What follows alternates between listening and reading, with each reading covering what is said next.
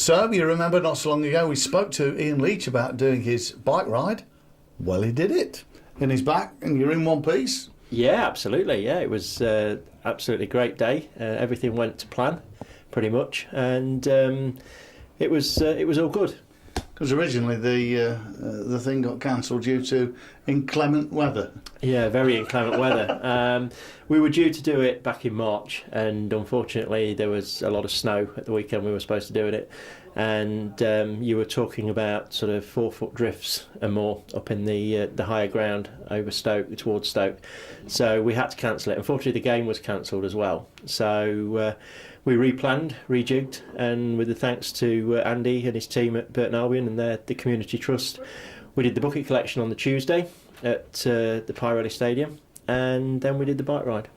Now, the bike ride itself blessed you with reasonable weather, apart from the fact it might have been mildly windy at times. Yeah, it was quite windy. The further we got into the ride, the more windy it got. But I'd been monitoring the weather forecast for a good couple of weeks. It seems as though I've been monitoring the weather forecast forever, what with the snow beforehand and then this. And I expected it. They said that the wind speeds would be about sort of 5 miles an hour when we set off from Liverpool, and then they would gradually increase. And I think by the time we got onto the outskirts of Stoke, they were sort of touching 15, 16 mile an hour. So quite strong headwinds, but you have to do it. It's part of cycling. It's not, if you're careful, it's not dangerous. You just have to be careful and pedal a bit harder. So you got yourself up to Liverpool for your accommodation. I know there's a bit of a story in here because you've already told me. Tell the viewer about the good news when you got to Liverpool. Yeah, well, there's two stories really. One was that we got a donation from somebody who saw the back of our rucksack. We got what we were doing on the back of our rucksack, and he saw me on Burton Station as he was passing through on a train going down south and made a donation, which was fantastic. And then when we got up to Liverpool, it was we got outside the Anfield bed and breakfast, and the doorbell wasn't there. Somebody had stolen that. There was just a hole where that used to be, and so I was knocking. Probably an Everton fan. But I rattled on the door a couple of times. There was no answer, and I sort of began to get a little bit concerned. But people who have these bed and breakfasts, they disappear to shops and things like that. So I gave the guy a ring, and he was sounded very flustered, and he said, "Oh, I'm really sorry. I've had to go into hospital. I've got a relative who's had a stroke, and I'm sorry I'm not there. I forgot you were coming. But listen, you can have the room for free. I know you're doing this ride for charity, so you can have the room for free." And he said, what I'll do is I'll get my auntie to come along and let you in because I'm in Bournemouth.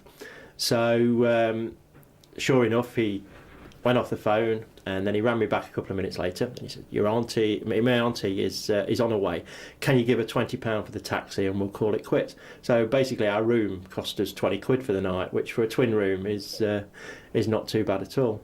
And then the other thing that was strange was we went out for something to eat, myself and Nick, and then we came back, put the telly on, and switched ITV4 on, and Liverpool were playing Chelsea in the Youth Cup semi-final.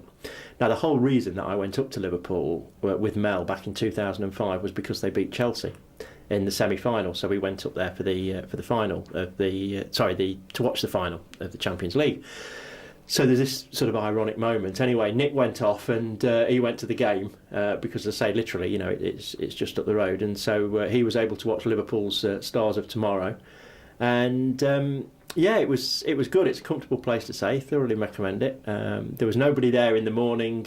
She asked us if we wanted breakfast, but she said she couldn't get over till 8 o'clock. So we said no, we'll be gone by then. And she said, right, well, help yourself. So we helped ourselves to breakfast, and we did what we said we'd do. We laid Mel's Hillsborough wristband at the memorial at 6 o'clock in the morning, and then we set off. So you then climbed on Delilah. That's a bike, ladies and gentlemen. The name of your bike, and you were off. Yeah, we were off. It was steady. It's quite hilly in Liverpool when you're going out, but it was nice. It was a good couple of climbs to get the legs going, and then eventually you roll down towards the Mersey. And there's a nice cycle path that runs alongside the River Mersey. The sun was rising as well at that point, so it was all very very picturesque. Got to Runcorn, had problems in Runcorn. I'd got the route on my Garmin cycle computer all worked out, But the problem is when you come off the bridge in Runcorn, you've got like 3 layers of road, and it confuses the Garmin. And what also confused me was the fact that people had nicked road signs, so you didn't quite know if you were on the right road or not, and you'd get halfway up a road and then all of a sudden this computer on my bike would beep at me telling me I was off course. So you go back to where you were last on course and you try again. And I think Runcorn was probably the only place where I thought, no, if we don't get this sorted out, we're not going to make it back to the Pirelli Stadium in time. So we just looked for the main roads, got the A533 to Northwich, because we knew that was the next big town we were getting to, and we got on that, and then we got back on our course. So, name some of the sights that you probably wouldn't have seen in a car that you did on a bike, apart from pinched signage. I think, well, we're on roads, so you can see all the sights that you'd see on a car. You just probably see more of them because you're going a lot slower. You have to concentrate on the roads. The roads in Liverpool were awful for potholes and things like that, but they are over a lot of the country. And again, as a cyclist, I think people, particularly drivers, don't always appreciate that. They might see a cyclist going along the road and all of a sudden he swerves out and it looks like he's all over the place. What he's actually doing is trying to avoid going down a mine shaft, because some of these potholes, they are big and you go over them and you'd end up being flung into the road anyway. So you have to sort of keep your wits about you, and we made good time. We were averaging about 12.5 mile an hour, stopping a couple of times to have food and load up with liquids, and it just went to plan. Was there a point during the ride that you thought, I'm finding this a bit tough? Myself, if I'm honest, no. I beforehand, you tend to think of it as this big, this big cycle ride, and 93 miles in 8 hours is it's going, and it is a big cycle ride. But what I started doing, the closer it got, was to just treat it as going out almost like a training ride, because I'll go out on a training ride and I'll do 60, 70 miles without thinking, and it's just doing that. It's having the mindset to think, yeah, this is what I'm doing, this is what I want to do. As I say, my only concern was that we got to the Pirelli for half time, and we got to the outskirts of Stoke. We made really good time on the outskirts of Stoke, and then once we got through Stoke, which is even hillier than Liverpool, I think Stoke was designed on a roller coaster, because the hills are just incredible, and I never thought it of Stoke. I know it's quite a hilly place, but I didn't realise quite how hilly.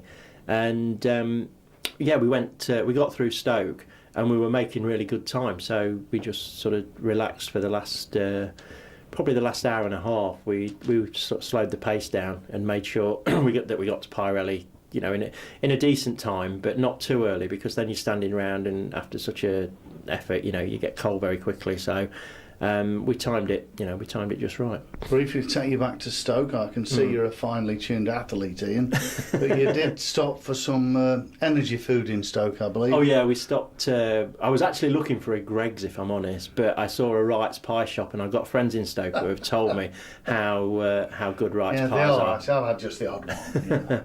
And so we stopped at this Wright's pie shop and had a really nice pie. And whilst we were in there, a guy came in and emptied his pockets of change and donated that to our cause as well. So people really generous. It's a big thank really you to the Mayor of Stoke as well for emptying his pockets. Yeah. No, so outskirts of Burton, and you're not far from the Pirelli Stadium. What's going through your mind as you see the floodlights in the distance? I think just that, yeah, we've done it, and it's just getting through that last bit, because you're always. The thing is, when you're cycling, you don't think of the negative stuff, but you can have a puncture or anything like that at any moment. You could come to the end of Princess Way and somebody could pull out on you or something like that. So your concentration has to be with the ride all the way. And I don't think I stopped concentrating until I was just in the car park and was able to enjoy it. But it was quite good coming around Britannia Drive in Stretton and hearing the crowd. We could hear the crowd of the Pirelli, and that was really good. And then of course getting to the ground and waiting and just waiting for half time to happen, and then from there on. Half time did happen, and of course we were there, and you cycled down the side of the pitch and had your photographs, and the crowd gave you a brilliant reception. Yeah, it was really overwhelming. It was. I think with the publicity we'd had beforehand from like yourselves and the Burton Mail, Radio Derby, people knew what we were doing. There's a big article in the programme as well, so everybody knew what we were doing, and they were sort of well prepared for it. And to see people clapping, cheering, shouting messages of support and well done and all that sort of thing was incredible. And I have to say, when I got round to the pop side, I think that's when it really hit me, because that's where Mel used to stand. With Yvonne and Rob and several of her other friends, people who helped us with the bucket collection on Tuesday. And it was at that point probably where I got the most emotional. I could almost imagine her coming out of the crowd and coming to the front and saying, "What took you?" or something like that. But then it's part of this thing where you never know what would have happened, because had she recovered, I may still have done a ride like that, but she might have been my backup vehicle, because she might have learned to drive, and you never know what the outcome would be. So there were tears in the eyes when I went down the pop side, and again, seeing people who I used to know from years ago, when I used to go there, and the same behind the goal, where I used to stand, because Mel used to stand on the pop side, and I used to, when I did stand, when I wasn't photographing people, I was on the pop side, so behind the goal. So the people who I used to stand there.